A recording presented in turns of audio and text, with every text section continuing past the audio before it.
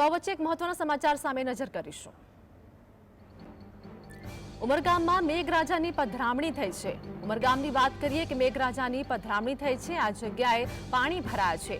વરસાદ આવતા જ નવા ફ્લાયઓવર નીચે પાણી ભરાયા છે। તમામ દ્રશ્યો ઉમરગામથી આ સામે આવ્યા છે।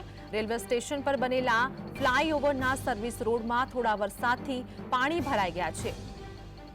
તો આખા ચોમાસા દરમિયાન હવે પ્રી મોન્સૂનની કામગીરી સામે અનેક પ્રશ્નો ઊભા થઈ રહ્યા છે।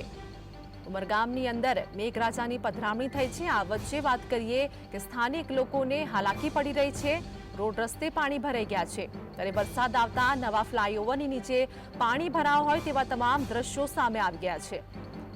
જેમાં હજી તો વરસાદની શરૂઆત થઈ રહી છે। જેમાં જ રેલવે સ્ટેશન પર બનેલા ફ્લાયઓવરના સર્વિસ રોડમાં થોડા વરસાદથી જ પાણી ભરાઈ ગયા છે।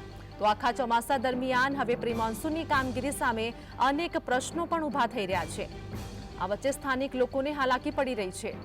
ત્યારે ફરી એક વખત તંત્ર સામે અનેક સવાલ ઊભા થઈ રહ્યા છે।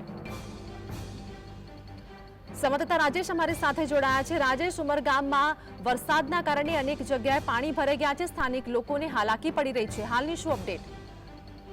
જે પ્રકારે ગઈકાલે રાત્રે અચાનક જે વરસાદ માહોલ બન્યો હતો અને વરસાદનું જે ઝાપટું હતું એની અંદર ઉમરગામ રેલવે સ્ટેશન પાસે કરોડ રૂપિયાનો ફ્લાયઓવર બન્યો છે। આ નવો ફ્લાયઓવર છે, પરંતુ અહીંયા આજુબાજુમાં જે સર્વિસ રોડ છે ત્યાંની જે સોસાયટીઓ છે ત્યાંથી પાણી જવા માટે છે તો કોઈ વિકલ્પ રહ્યા નથી, દબાણો દૂર થયા નથી, જેના કારણે જે પ્રી મોન્સૂન કામગીરી છે એના પર પ્રશ્નો ઉભો થયો છે। ઘણી કામગીરી બાકી હોવા છતાં એક નાનકડા વરસાદથી ત્યાં જે પ્રકારના દ્રશ્યો છે એની અંદર જે પાણી ભરાયા છે એનાથી લોકો હાલ જે છે વહેલી સવારમાં હેરાન થયા છે। અને લોકોની એવી માંગ છે કે આ કામગીરી જલ્દી પૂર્ણ થાય, કારણ કે હજુ આખું ચોમાસું જે છે એ દરમિયાન એક મોટી સમસ્યા થઈ શકે છે। રાજેશ, માહિતી બદલ આપનો આભાર।